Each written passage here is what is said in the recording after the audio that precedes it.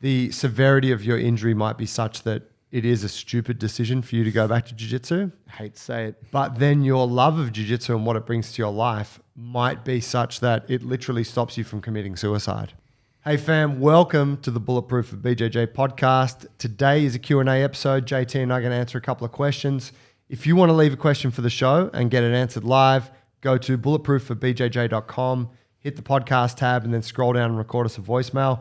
Hey, it's a great thing to do because probably the question that you have that you might be thinking, is that a good enough question for the show? It most likely is, because there's going to be like a bunch of other people that want to ask the same thing. So go ahead, get to the website, leave the question. First one coming in today from Aaron. Do it. Hey lads, hope you're doing well. Just had a question about your intentions when training. Obviously, we're always training to improve, not necessarily to win the round.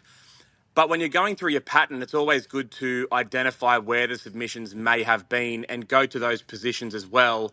Because otherwise, when you're competing or when you are trying to win, you may not recognize the pattern and may not recognize that the sub is there.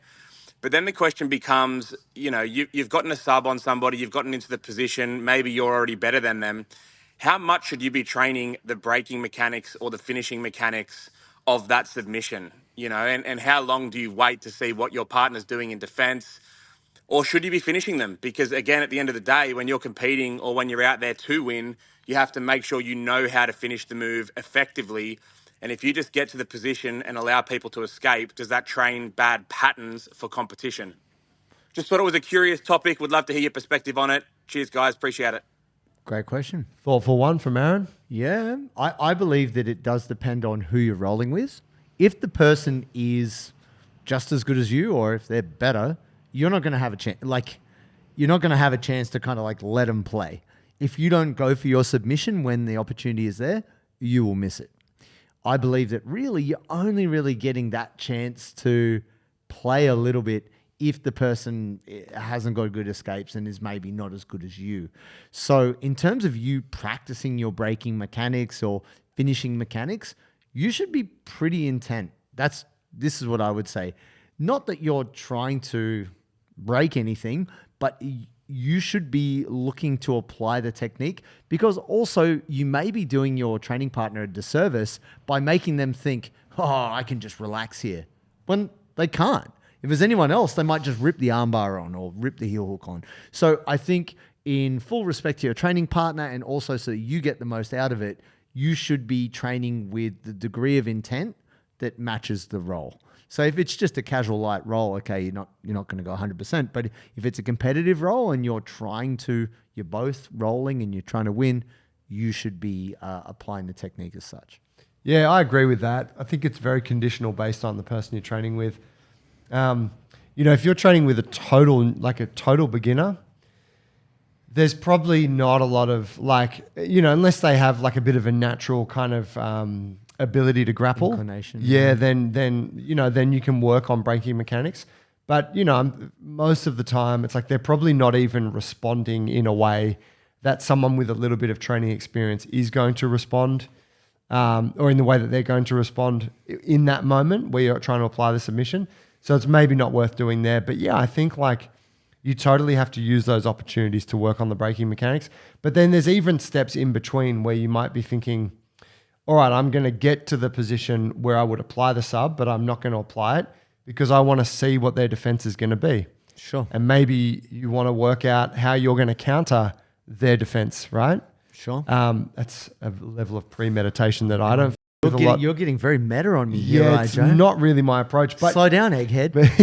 Fair. But, I think if you are kind of thinking about it, which obviously Aaron's been pretty thoughtful about this. He is. I think that's a really cool thing. That's a really cool thing to do. And even if it is someone who's a counterpart and maybe they're escaping, like you're getting there, you're giving them a window and they're escaping it, that's fine as long as you are learning something from that. If you're learning, I think I know how they escaped. Let me do it again. They went C-grip in my armpit and pushed, and that's okay. That's good, you learn. But if you're just getting escaped and you don't know why, then you might want to change tact. Yeah, definitely. I think, give it the appropriate intent to the energy of the role. And then, the key thing is also, like Joe's saying, learn where it might be going wrong for you. And you only really know that if you do it as correctly as you can, that the truth will be exposed. Do you find you get thirsty at training? I do. I do all the time. I'm a sweaty human and I need to hydrate. Now, the biggest problem is by the time you're thirsty, it's a little bit late. You need to hydrate. And that's why we got Sodi. Sodi is sponsoring the show. We've got all the colors of the rainbow. Great flavors here. We've got salty citrus, salty pineapple, salty berry, and my favorite, salty grapefruit. And they will be releasing 2 new mystery flavors soon. So why do we need this? It's going to prevent our muscle cramps. It's going to help our energy delivery. And it's also going to mean you're less tired, which is an advantage when you're training. If you want to maximize your jiu-jitsu and feel good when you're rolling, you need to get Sodi. And when you purchase, enter the code Bulletproof20 at checkout for 20% off. Oh yeah. Next one. I'm going to let this person say their name. Please do. Hey guys, Maciej here. I'm 29 years old from Poland. I have been training, or I had been training BJJ around 10 years ago.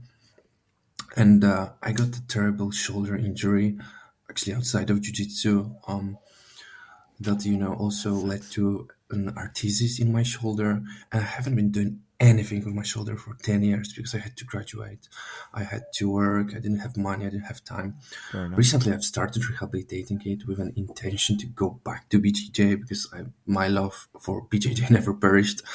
And I'm working with a physio, moving, doing some safe strength training, and we really believe, my physio and I, that I will be able to get back to a mat, to working on a mat, next year, early next year, like in January or so. But my doctor says if I go back to martial arts, it's very likely that I get re-injured, even despite all the strength, conditioning, and the physio work. So what would be your advices for a person like myself? And huge respect for your podcast. Love you guys. Bye-bye. Maciej. My guy. Is that Maciej? I think so. Well, my brother-in-law's name is Marcin, which is like kind of Martin. From Poland. So Got a real voice for radio. he does. It's kind of smooth and silky. Mate, so sorry to hear about the condition of your shoulder. And it sounds like you're doing all the right things to get back on track. I don't think that you can necessarily say, oh, yeah, if you go back to BJJ, your shoulder will be injured. But considering what you've been through, you have to do a kind of cost-benefit analysis. If you were to go back to BJJ, if you were to get some type of injury, what is your criteria to say, no, this is not worth it? Like, invariably, when you do BJJ, you get lumps and bumps. You've been through 10 years of having a not very good shoulder, and you are now building it back up to a good level. So respect to you for doing that. I also commend your spirit of stick-to-itness to get back to bloody jiu-jitsu, right? I don't agree with your physiotherapist, but what I'd say is maybe you need a quitting criteria. Like, Wait, what did the physio say? physio said, oh, you're going to f*** your shoulder up. Did they say that? Yeah. Okay. That's what he said. His physio's like, if you go back to BJJ, you're going to wreck your shoulder. The doctor said that, didn't they? Doctor, physio, whoever he's Okay, yeah. kind of consulting. And so I don't think that it is a given, but let's be realistic. There is chances you could get injured. So, I mean, maybe your shoulder's fine and you blow out your knee and now you got some new rehab. But Yeah. Injury is definitely part of the equation. I think you've just got to set it for yourself to go, what level am I prepared to engage with this on, and what am I prepared to accept before you kind of get back into it? Yeah, I would agree. There's so many variables. The severity of your injury might be such that it is a stupid decision for you to go back to jiu-jitsu. Hate to say it. But then your love of jiu-jitsu and what it brings to your life might be such that it literally stops you from committing suicide. Yeah. Like, Yeah. and you're just like, so who are we to say? I think we've known a lot of people who have been given like the relative death sentence based on an injury. Doctors like, you will never play a contact sport again. You're done. And those people have gone on to have long and enjoyable jiu-jitsu careers. And I've known this, you know, from running the gym. We've had people come in with all sorts of like horrible problems, right? And I say horrible because that's usually the label that's put on it by, you know, whatever specialist they've seen. And then they train for a while and then it's like, oh, like I got a whole different outlook on things now. Like that injury is a thing of the past. So I kind of philosophically believe much here that you can get through, like you can totally get your shoulder to a point where you can go back to the mats. But yeah, it does depend on the severity of it. Here's what I would suggest. Get in touch with a BJJ specific physio. Yeah. Someone like Tim Travail or Open Mat Physio.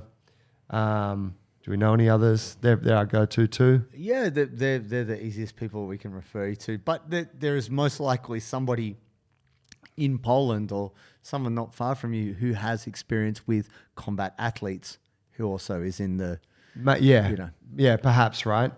But if you can get the advice of someone like that who has worked with athletes, they know what the sport is like, they understand the biomechanical issue that you have, I think they're going to give you the best kind of, and you should just follow that advice. There's always a way, right? Doctors, from what I took, physio's cool with it, but the doctor's like, you can never do this again. And a lot of doctors have said stuff like that in the past. And I tend to take their advice with a huge sprinkling of salt. Yeah, definitely. And look, man, at the end of the day, it's you can't know. It's nothing that you can foresee.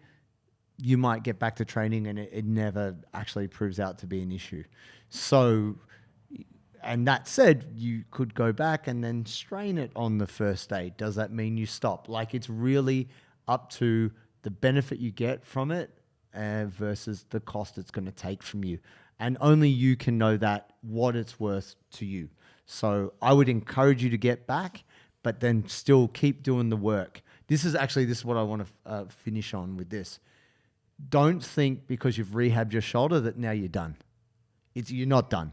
Like, you must maintain that strength and stability that you have reestablished because you're now putting the stress of jiu-jitsu on it.